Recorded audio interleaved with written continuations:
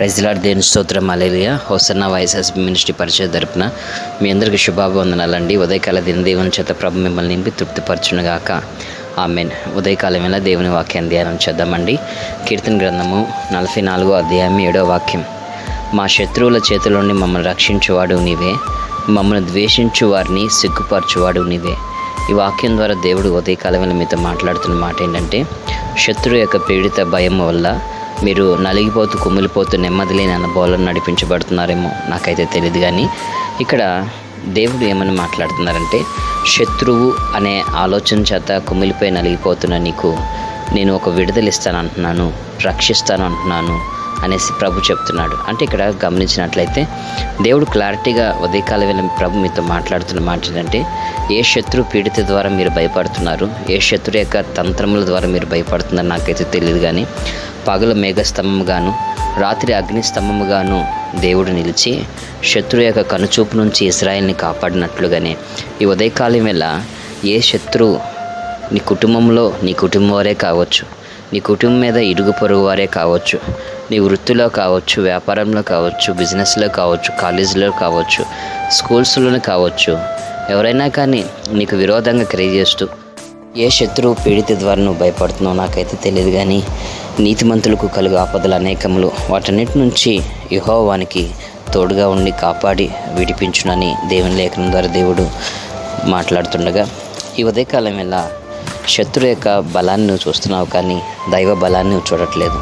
మొదటి సమూయేలు గ్రంథం 17వ అధ్యాయము ఇక్కడ మనము చూసినప్పుడు దావీదు యొక్క జీవితము ఒక మలుపు తిరుగుతున్న అనుభవాలు. సౌలు అనే ఒక రాజు ఉన్నాడండి. అతను అనేకమైన అనుభవాల్లో దేవుని సహాయం ద్వారా యుద్ధములు జయించి వచ్చారు. అయితే అతడు గొలియాత్ అనే శత్రువుని చూసి భయపడుతూ ఉంటాడు. ఇక్కడ మనం చూసినప్పుడు మొదటి సమూయేలు గ్రంథం 17వ అధ్యాయము 33వ వాక్యం చూస్తే, సౌలు ఈ ఫిలిష్తీని ఎదుర్కొని వానితో పోట్లాడటకు నీకు బలం చాలదు, నీవు బాలుడవు, వాడు బాల్యం నుండి యుద్ధాభ్యాసం చేసిన వాడని దావీదుతో అంటున్నాడు. ఇక్కడ 37వ వాక్యం చూస్తేనండి, సింహం యొక్క బలం నుండి, ఎలుగుబంటి యొక్క బలం నుండి నన్ను రక్షించిన యెహోవా ఈ ఫిలిష్తీని చేతుల నుంచి కూడా నన్ను విడిపించినని చెప్తున్నాడు దావీదు. అయితే 50వ వాక్యం చూస్తేనండి, మొదటి సమూయేలు గ్రంథం 17వ అధ్యాయం 50వ వాక్యం చూస్తేనండి, దావీదు ఫిలిష్తీని కంటే బలాఢ్యుడై ఖడ్గం లేకే వడిసెలతో రాతితోనూ ఆ ఫిలిష్తీని కొట్టి చంపాను. హల్లెలూయా. ఇక్కడ దేవుడు దావీదుకు తోడుగా ఉన్నాడు. ఇక శత్రువు అనబడుతున్న గొలియాతు మీద జయమిచ్చాడు. అలాగా నీ యొక్క శత్రువు యొక్క తంత్రం మీద ఎప్పుడైతే శత్రువు నీ కను దృష్టి ఎదుట నిన్ను దుఃఖపరిచే రీతిగా, నిన్ను బాధించే రీతిగా క్రియ చేస్తున్నారో మాకైతే తెలియదు. కానీ ఆ క్షణాన మెరుపు వేగంలో దైవ బలము దావీదుని ఆవరించి గొలియాతుని మీద జయమిచ్చినట్లుగానే ఈ ఉదయకాలం ఈ వాక్యం వింటున్న నీవు నీ జీవిత ప్రయాణంలో దేవుడు కూడా నీకు సమయోచితమైన సహాయం, సమయోచితమైన విజయము అనుగ్రహిస్తారని వాస్తవాన్ని గ్రహించాలి. అంతే కదండి. కీర్తన గ్రంథం 44వ అధ్యాయం 1వ వాక్యం చూస్తే, దేవా పూర్వకాలమున మా పితరుల దినములలో నువ్వు చేసిన పని గురించి మేము చెవులార విని ఉన్నాము. మా పితరులు దాన్ని మాకు వివరించిరి. నీవు నీ భుజబలము చేత అన్యజనులను వెళ్ళగొట్టి మా పితరులు నాటితివి. జన్మలను నిర్మూలం చేసి వారిని వ్యాపింపజేసేతివి. వారు తమ ఖడ్గం చేత దేశంను స్వాధీనపరచుకునలేదు, వారి బాహు వారికి జయమివ్వలేదు. నీవు వారిని కటాక్షించితివి గనుక నీ దక్షిణ హస్తమే, నీ బాహువే, నీ ముఖకాంతియే వారికి విజయము కలుగు చేశాను. హల్లెలూయా. ఇక్కడ వారి ఖడ్గం వల్ల, వారి యొక్క బాహు వల్ల కాదు, కానీ నీ ముఖకాంతి వల్లే వారికి యుద్ధములలో విజయం వచ్చింది అని అడుగుతున్నారండి. నిజమే.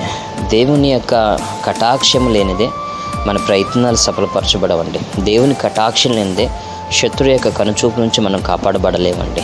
బైబిల్ గ్రంథంలో దావీదుకి, దానియేలుకి, షడ్రక్, మేషక్, అబేద్నెగోలకి అనేకులకు కూడా దేవుడు శత్రు పీడిత కలిగిన అనుభవాలు ఎదురైనప్పుడు సహాయకుడిగా నిలిచినట్లుగానే ఇటువంటి శత్రు పీడిత కలిగిన అనుభవాల్లో మీరు ఉన్నారు నాకైతే తెలియదు. కానీ మీ నలుదిశలో ఉన్న విరోధులని మీకు సమీపస్తులుగా దేవుడు మార్చి సమాధానం ఏర్పరిచి ముందుకు నడిపించే రీతిగా మీ కొరకు చిన్న ప్రార్థన అండి.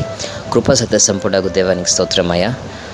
ప్రభా, శత్రువుల ఎదుట నీ బిడ్డలైన వారిని గణపరిచే దేవుడివి, అవమానపరిచే వారిని సిగ్గుపరిచే దేవుడివి అయ్యా. ఈ రోజున నీ బిడ్డల ఎదుట నలుదిశలా ఎటువంటి శత్రు పీడిత కలిగిన అనుభవంలో నీ బిడ్డలు కుమిలిపోయి ఉన్నారో నాకైతే తెలియదు. కానీ నీవే నలుదిశలా నీ హస్తము చేత సహాయం చేసి నడిపించు. ఈ ప్రార్థన ఎక్కిపిస్తున్న వారు ఎటువంటి బలహీనతలు, ఎటువంటి చీకు చికాకులు, ఎటువంటి సాతానిక శక్తులతో పోరాడుతున్నారో జ్ఞాపకం చేసుకో.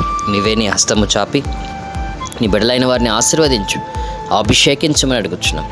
నెమ్మది కరువై, ఆరోగ్యం కరువై, ఆదరణ కరువై, అయ్యా సరైన ఆలోచన లేని జీవిత అనుభవంలో ఒకవేళ నీ బిడ్డలు నడిపిస్తూ పడినట్లయితే నీ హస్తము తోడుగా ఉంచి ఆదరించి ధైర్యపరిచి కృప చూపించి నడిపించమని, ఆ అభిషేకముతో నీ బిడ్డలైన వారిని నింపమని, ఉదయకాల దేవుని చేత నీ బిడ్డలైన వారిని తృప్తిపరచమని నజరుడైన యేసునామమున ప్రార్థిస్తున్నాం తండ్రి, ఆమేన్.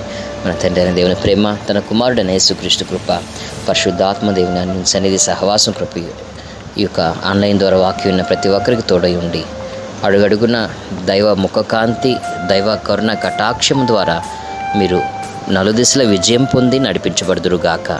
Amen, amen, amen.